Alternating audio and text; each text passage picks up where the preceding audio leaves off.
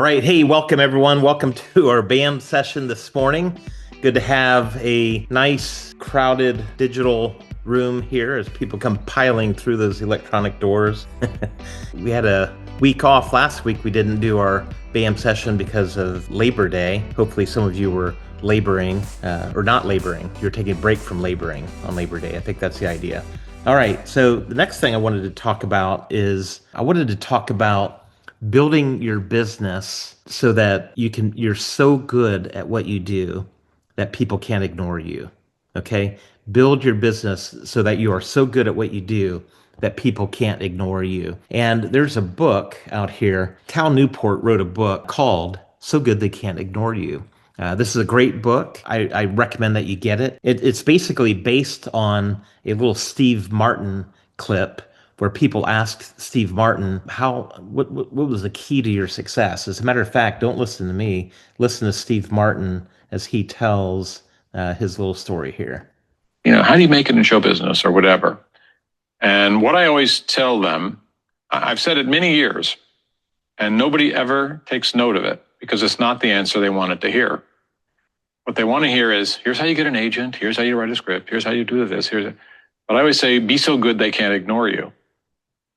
And I just think that if somebody's thinking, how can I be really good? People are going to come to you. It's much easier than doing it that way than going to a cocktail party.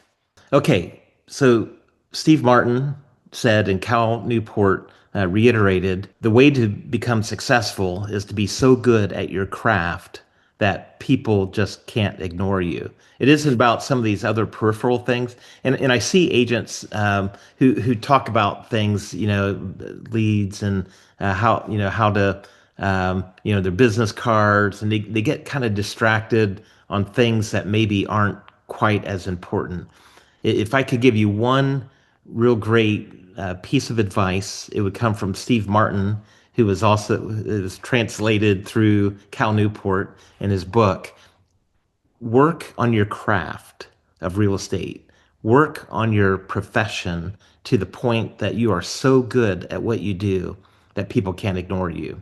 Okay? With Steve Martin, there's several things if you analyze how he got to that point. So one of the things that people don't think about necessarily is time.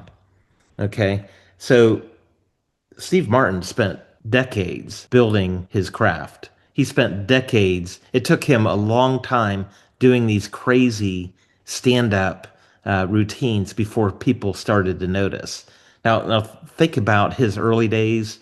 If you think about Steve Martin, I'm sure you've seen the videos of him getting on TV when he was young. Remember when he had dark hair? Uh, he was, and if you don't, go Google it because it's actually really interesting to watch him. He was so out there, and imagine him doing this stuff for the first few times, like putting himself out there. People had to have thought he was nuts. People had to have looked at him, and so along with time of doing this before he became famous, he had a lot of rejection. And if you read the book, you can read about that. So he had to endure a lot of rejection, which also meant he had a lot of endurance. So he endured hardship over time to get to where he was. But then he had repetition. So he was constantly doing his artwork, his comedy, over and over and over and over again. And obviously, if you watch his stuff, it was heavily scripted. And I think there's something that we can learn as agents about scripting what we do, making sure it's very well planned out, that you've thought through each step of what you're going to say. So it was scripted. It was also extremely original, right? So if you look at Steve Martin's original stuff, he was a comedian. He was also a magician, and he was a musician. And he would pull all those things together. Have you ever seen him playing his banjo? Now he does music. He actually gives music lessons online. But he is a fantastic musician, and he is great on banjo. Who would have thought? And so he was original because he stacked his different talents. So some people call this talent stacking, okay, or skill stacking. So he was original because he put these things together in a way nobody else had done up to that point. Now, the reason why this is important for you is because you have a very unique set of talents that nobody has ever had before exactly like you do. Your potential or your likelihood is to try to copy other people, but God has created you in a very special way. Just like our fingerprints are all unique, your skill set, your personality, your talents is all extremely unique. So don't spend your life trying to copy some other person. Just spend your life trying to be the best version of you.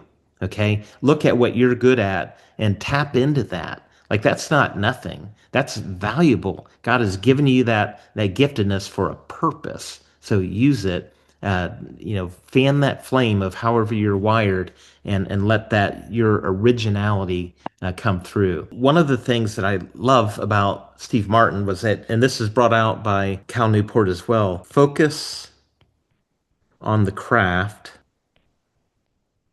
not the fortune. So you will have the best success in your business if you spend your time focusing on the craft, not focusing on the fortune. All right. I'm going to make this so important. This is the key to the whole day today. Focus on the craft, not the fortune. Don't be focused on how to get rich quick. Don't be focused on, how can I, be the number one in such and such city, or in Cincinnati or Columbus. Don't focus on any of that. Focus on your craft. So, what would the craft be for agents? What's the craft that we have? Well, one of the things we talked about here is scripting. I would work on scripting if I were you as an agent. Focus on, before you make that phone call, make sure you write out and know exactly what you're going to say. Nothing's worse than getting on a prospecting phone call and then you don't know what to say. You say you're buying Zillow leads, and then Zillow connects you with a buyer, and there you are on the phone, and they say hello, and you say hello, and they're like, "You called me? Yeah. Want to buy a house?" you know, think about how bad that would be. That's bad. You don't want to waste your money on leads if that's your approach. You've got to think it through what you're going to say. I do this all the time, even if I'm calling the pharmacy or I'm calling the dog groomer. I think through what am I going to say before they ever pick up the phone. And so I've got it there. So do that. And that's called scripting. You can actually write out your script of what you're going to say. Now, the other thing is, so scripting is important, repetition is important. You've got to do over and over and over that script. So you have to talk to a lot of people, figure out how to talk to a lot of people. Maybe you're calling expired listings or for sale by owners, or some other lead source that you have, and you want to be talking to a lot of people so that you can sell a lot of houses. Okay, I know there are some people that actually they'll have their brokerage or different people teams. They'll meet with them twice a week at 7 o'clock in the morning to practice scripting, and there are excellent agents that do that, and they'll talk to each other. The agents will practice their scripts on one another. And we might have agents that want to do that. As a matter of fact, I've heard some of our agents that are interested. You can partner with other agents in our brokerage. You can find someone right on this call, I'm sure, that would partner with you, and you can call each other. It doesn't have to be 7 a.m., but once a week, maybe run your scripts off of each other, and that's fine. For me, I never did that. I never practiced my scripts. My practice was by actually calling for sale by owners and expired listings and Zillow leads and Realtor.com leads. That was my practice. And maybe that's kind of risky, but for me, that worked. But it had to do with the repetition. Some agents, I'll do coaching with agents, and I'll say, well, how many people have you spoken with this week about real estate? And they'll say, well, I talked to one person this week, as a bagger at Kroger. He was bagging my groceries, but he was only 16, so he wasn't really ready. And I'd be like, okay, well, who else? Who else have you spoken with this week about real estate? And they'll say, well, no, that's it. That's pretty much my whole week. And I'm thinking, you've got to be talking to a lot of people. If you want to sell a lot of homes, you have to talk to a lot of people, and you should be talking to people every day, or at least set aside 2 or 3 days a week where you're talking to 5, 10, 20 people on those days. And if you say, "Well, I don't even know who to talk to," well, we've got other videos and training that talk about that. How if you get on our YouTube, Plum Tree Realty University YouTube channel, we have videos of how to generate 500 leads per month for your business and for your team.